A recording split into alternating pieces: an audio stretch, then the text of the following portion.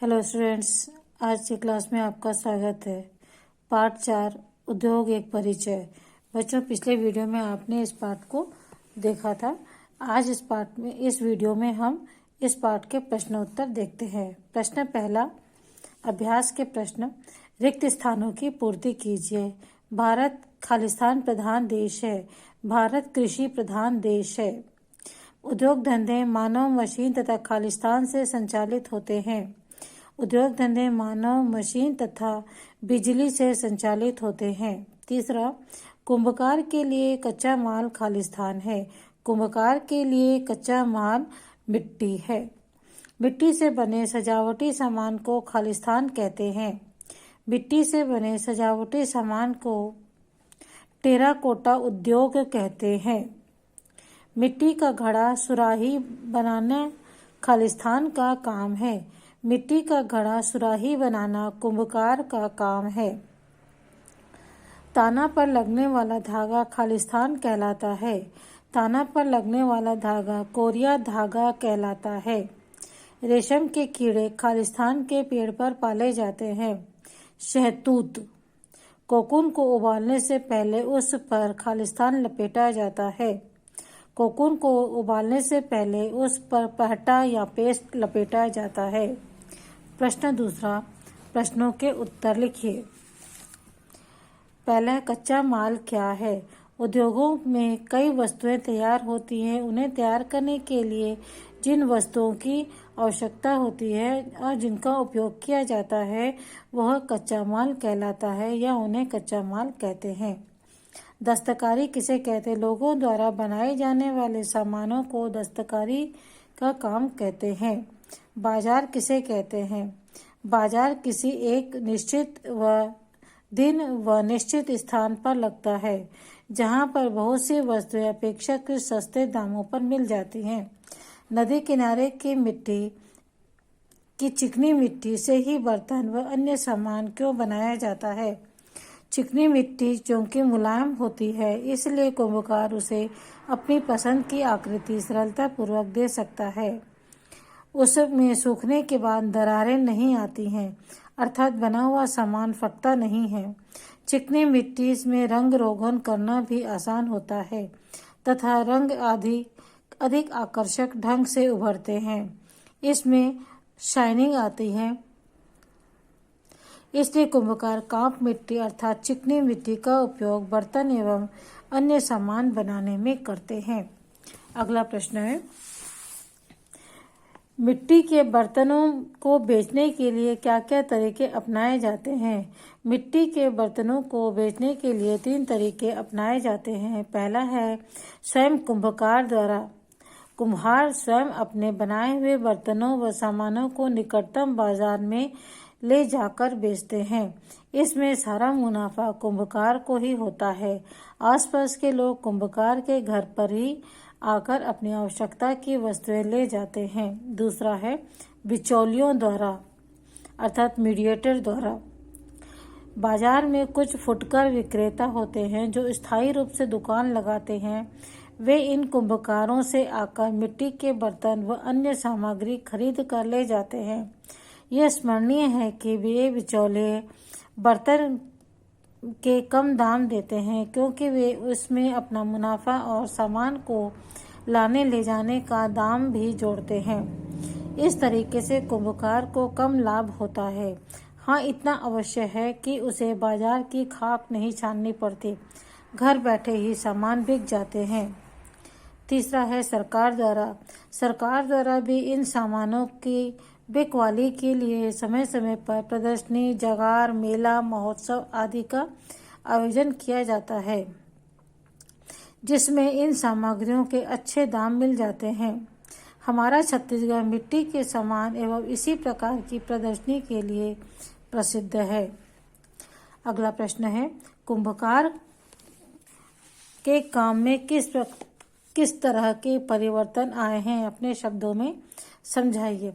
वर्तमान समय में कुंभकारों के काम में आमूलचूल परिवर्तन आया है। अब वे प्रशिक्षण प्राप्त करके नई कलाकृतियां बनाने लगे हैं।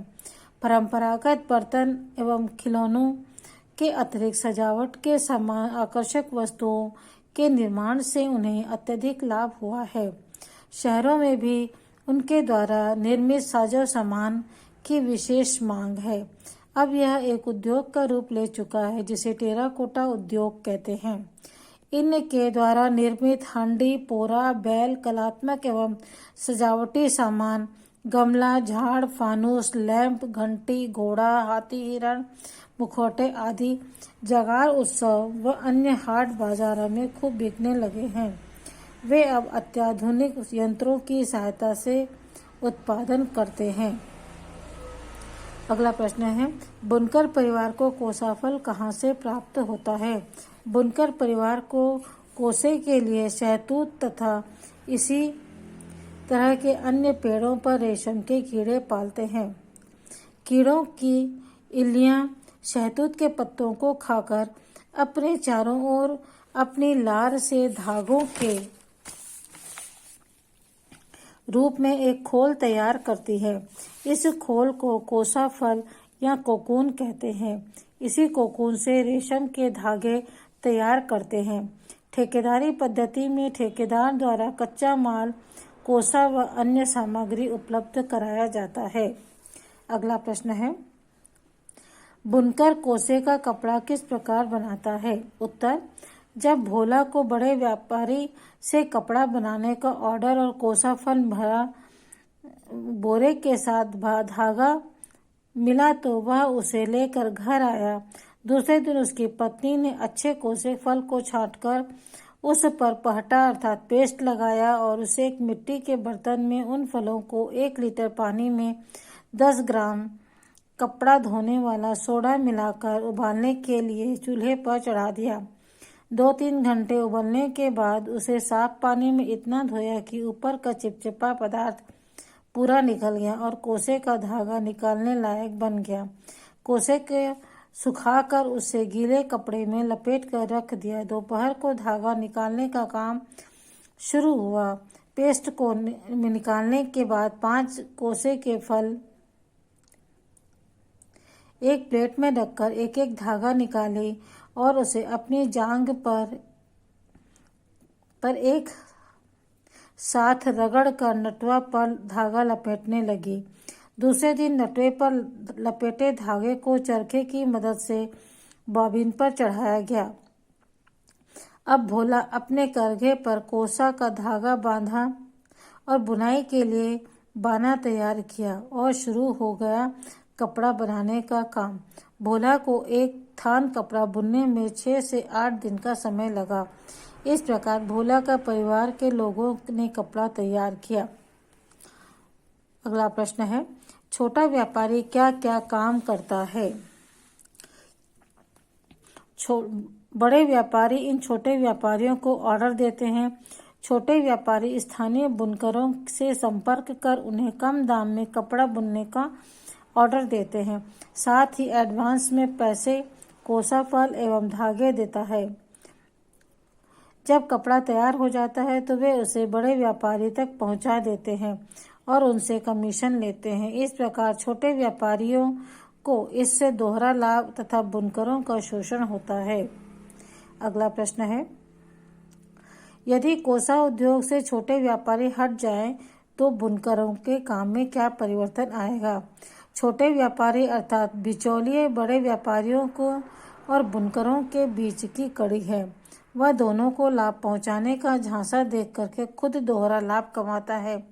यदि बुनकरों का सीधे संपर्क बड़े व्यापारियों से होता है तो इससे दोनों पक्ष को लाभ होगा।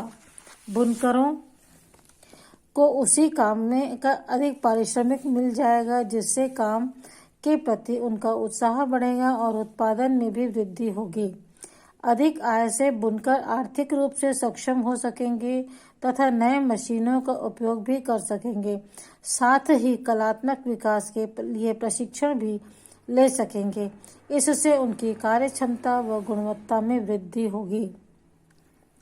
बच्चों, इस प्रकार इस पाठ के प्रश्नोत्तर यहीं समाप्त होते हैं। अगले वीडियो में हम अगला पाठ देखेंगे। ठीक है, बाय।